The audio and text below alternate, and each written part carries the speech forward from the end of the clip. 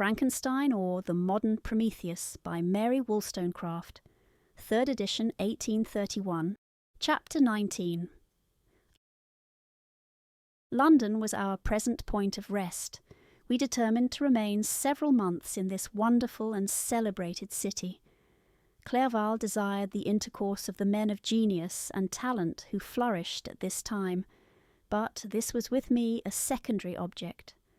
I was principally occupied with the means of obtaining the information necessary for the completion of my promise, and quickly availed myself of the letters of introduction that I had brought with me, addressed to the most distinguished natural philosophers. If this journey had taken place during my days of study and happiness, it would have afforded me inexpressible pleasure. But a blight had come over my existence, and I only visited these people for the sake of the information they might give me on the subject in which my interest was so terribly profound. Company was irksome to me. When alone, I could fill my mind with the sights of heaven and earth. The voice of Henry soothed me, and I could thus cheat myself into a transitory peace. But busy, uninteresting, joyous faces brought back despair to my heart.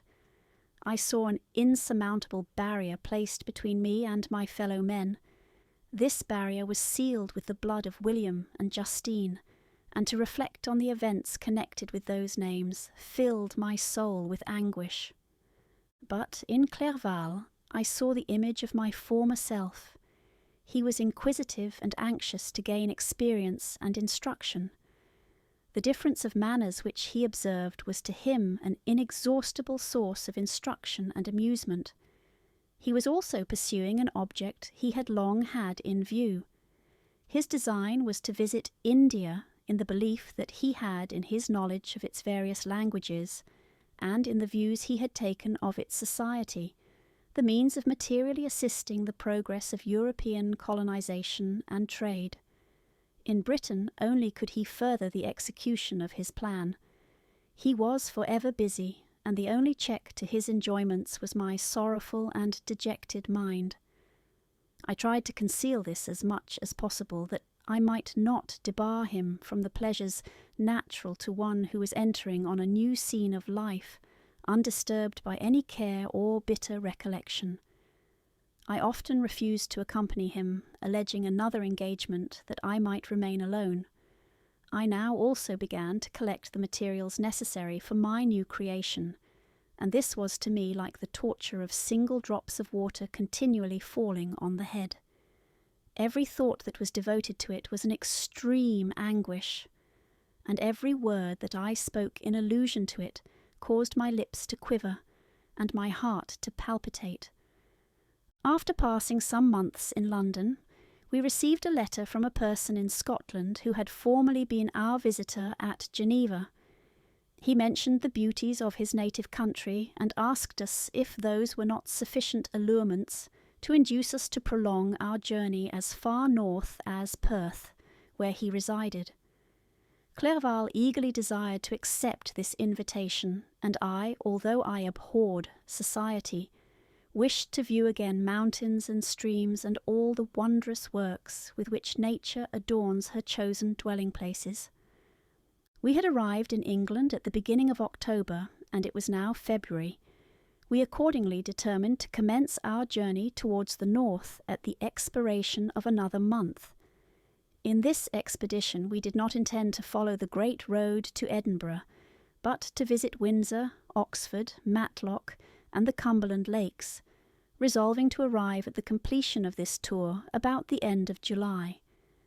I packed up my chemical instruments and the materials I had collected, resolving to finish my labours in some obscure nook in the northern highlands of Scotland. We quitted London on the 27th of March and remained a few days at Windsor, rambling in its beautiful forest.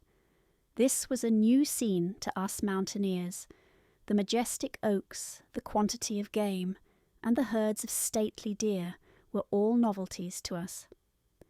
From thence we proceeded to Oxford. As we entered this city, our minds were filled with the remembrance of the events that had been transacted there more than a century and a half before. It was here that Charles I had collected his forces. This city had remained faithful to him after the whole nation had forsaken his cause to join the standard of Parliament and liberty. The memory of that unfortunate king and his companions, the amiable Falkland, the insolent Goring, his queen and son, gave a peculiar interest to every part of the city which they might be supposed to have inhabited. The spirit of elder days found a dwelling here, and we delighted to trace its footsteps. If these feelings had not found an imaginary gratification, the appearance of the city had yet in itself sufficient beauty to obtain our admiration. The colleges are ancient and picturesque, the streets are almost magnificent, and the lovely Isis, which flows beside it through meadows of exquisite verdure, is spread forth into a placid expanse of waters, which reflects its majestic assemblage of towers and spires and domes embosomed among aged trees. I enjoyed this scene, and yet my enjoyment was embittered both by the memory of the past and the anticipation of the future. I was formed for peaceful happiness.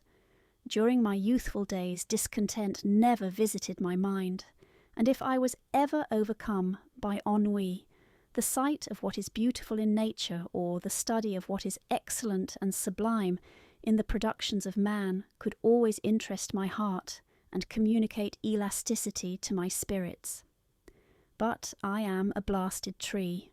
The bolt has entered my soul, and I felt then that I should survive to exhibit what I shall soon cease to be, a miserable spectacle of wrecked humanity, pitiable to others and intolerable to myself. We passed a considerable period at Oxford, rambling among its environs and endeavouring to identify every spot which might relate to the most animating epoch of English history. Our little voyages of discovery were often prolonged by the successive objects that presented themselves. We visited the tomb of the illustrious Hampden and the field on which that patriot fell. For a moment my soul was elevated from its debasing and miserable fears to contemplate the divine ideas of liberty and self-sacrifice, of which these sites were the monuments and the remembrances. For an instant I dared to shake off my chains and look around me with a free and lofty spirit, but the iron had eaten into my flesh, and I sank again, trembling and hopeless, into my miserable self. We left Oxford with regret and proceeded to Matlock, which was our next place of rest. The country in the neighbourhood of this village resembled, to a greater degree, the scenery of Switzerland, but everything is on a lower scale, and the green hills want the crown of distant white Alps, which always attend on the piny mountains of my native country. We visited the wondrous cave and the little cabinets of natural history, where the curiosities are disposed in the same manner as in the collections at Servox and Chamonix. The latter name made me tremble when pronounced by Henry, and I hastened to quit Matlock, with which that terrible scene was thus associated. From Derby, still journeying northwards, we passed 2 months in Cumberland and Westmoreland. I could now almost fancy myself among the Swiss mountains. The little patches of snow which yet lingered on the northern sides of the mountains, the lakes and the dashing of the rocky streams were all familiar and dear sights to me. Here also we made some acquaintances who almost contrived to cheat me into happiness. The delight of Clerval was proportionably greater than mine. His mind expanded in the company of men of talent, and he found in his own nature greater capacities and resources than he could have imagined himself to have possessed while he associated with his inferiors. "I could pass my life here," said he to me, "and among these mountains I should scarcely regret Switzerland and the Rhine." But he found that a traveller's life is one that includes much pain amidst its enjoyments. His feelings are forever on the stretch, and when he begins to sink into repose, he finds himself obliged to quit that on which he rests in pleasure for something new, which again engages his attention, and which also he forsakes for other novelties. We had scarcely visited the various lakes of Cumberland and Westmoreland, and conceived an affection for some of the inhabitants, when the period of our appointment with our Scotch friend approached, and we left them to travel on. For my own part, I was not sorry. I had now neglected my promise for some time, and I feared the effects of the Damon's disappointment. He might remain in Switzerland and wreak his vengeance on my relatives. This idea pursued me and tormented me at every moment, from which I might otherwise have snatched repose and peace. I waited for my letters with feverish impatience. If they were delayed, I was miserable and overcome by 1,000 fears. And when they arrived, and I saw the superscription of Elizabeth or my father, I hardly dared to read and ascertain my fate. Sometimes I thought that the fiend followed me and might expedite my remissness by murdering my companion. When these thoughts possessed me, I would not quit Henry for a moment, but followed him as his shadow, to protect him from the fancied rage of his destroyer. I felt as if I had committed some great crime, the consciousness of which haunted me. I was guiltless, but I had indeed drawn down a horrible curse upon my head, as mortal as that of crime. I visited Edinburgh with languid eyes and mind, and yet that city might have interested the most unfortunate being. Clerval did not like it so well as Oxford, for the antiquity of the latter city was more pleasing to him. But the beauty and regularity of the new town of Edinburgh, its romantic castle and its environs, the most delightful in the world, Arthur's Seat, St. Bernard's Well, and the Pentland Hills, compensated him for the change and filled him with cheerfulness and admiration. But I was impatient to arrive at the termination of my journey. We left Edinburgh in a week, passing through Coupar, St. Andrews, and along the banks of the Tay to Perth, where our friend expected us. But I was in no mood to laugh and talk with strangers, or enter into their feelings or plans with the good humour expected from a guest. And, accordingly, I told Clerval that I wished to make the tour of Scotland alone. "Do you," said I, "enjoy yourself, and let this be our rendezvous. I may be absent a month or two, but do not interfere with my motions, I entreat you. Leave me to peace and solitude for a short time, and when I return, I hope it will be with a lighter heart, more congenial to your own temper." Henry wished to dissuade me, but seeing me bent on this plan, ceased to remonstrate. He entreated me to write often.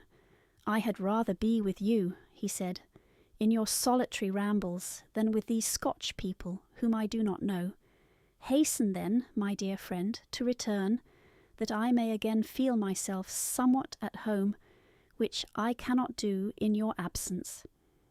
Having parted from my friend, I determined to visit some remote spot of Scotland, and finish my work in solitude. I did not doubt but that the monster followed me, and would discover himself to me when I should have finished, that he might receive his companion. With this resolution I traversed the northern highlands, and fixed on one of the remotest of the Orkneys as the scene of my labours. It was a place fitted for such a work, being hardly more than a rock whose high sides were continually beaten upon by the waves. The soil was barren, scarcely affording pasture for a few miserable cows, and oatmeal for its inhabitants, which consisted of 5 persons, whose gaunt and scraggy limbs gave tokens of their miserable fare. Vegetables and bread, when they indulged in such luxuries, and even fresh water, was to be procured from the mainland, which was about 5 miles distant. On the whole island there were but 3 miserable huts, and one of these was vacant when I arrived. This I hired. It contained but 2 rooms, and these exhibited all the squalidness of the most miserable penury. The thatch had fallen in, the walls were unplastered, and the door was off its hinges. I ordered it to be repaired, bought some furniture, and took possession, an incident which would doubtless have occasioned some surprise had not all the senses of the cottagers been benumbed by want and squalid poverty. As it was, I lived ungazed at and unmolested, hardly thanked for the pittance of food and clothes which I gave. So much does suffering blunt even the coarsest sensations of men. In this retreat I devoted the morning to labour, but in the evening, when the weather permitted, I walked on the stony beach of the sea to listen to the waves as they roared and dashed at my feet. It was a monotonous yet ever-changing scene. I thought of Switzerland. It was far different from this desolate and appalling landscape. Its hills are covered with vines, and its cottages are scattered thickly in the plains. Its fair lakes reflect a blue and gentle sky, and when troubled by the winds, their tumult is but as the play of a lively infant when compared to the roarings of the giant ocean. In this manner I distributed my occupations when I first arrived, but as I proceeded in my labour it became every day more horrible and irksome to me. Sometimes I could not prevail on myself to enter my laboratory for several days, and at other times I toiled day and night in order to complete my work. It was, indeed, a filthy process in which I was engaged. During my first experiment, a kind of enthusiastic frenzy had blinded me to the horror of my employment. My mind was intently fixed on the consummation of my labour, and my eyes were shut to the horror of my proceedings. But now I went to it in cold blood, and my heart often sickened at the work of my hands. Thus situated, employed in the most detestable occupation, immersed in a solitude where nothing could for an instant call my attention from the actual scene in which I was engaged, my spirits became unequal. I grew restless and nervous. Every moment I feared to meet my persecutor. Sometimes I sat with my eyes fixed on the ground, fearing to raise them lest they should encounter the object which I so much dreaded to behold. I feared to wander from the sight of my fellow creatures, lest when alone he should come to claim his companion. In the meantime I worked on, and my labour was already considerably advanced. I looked towards its completion with a tremulous and eager hope, which I dared not trust myself to question, but which was intermixed with obscure forebodings of evil that made my heart sicken in my bosom.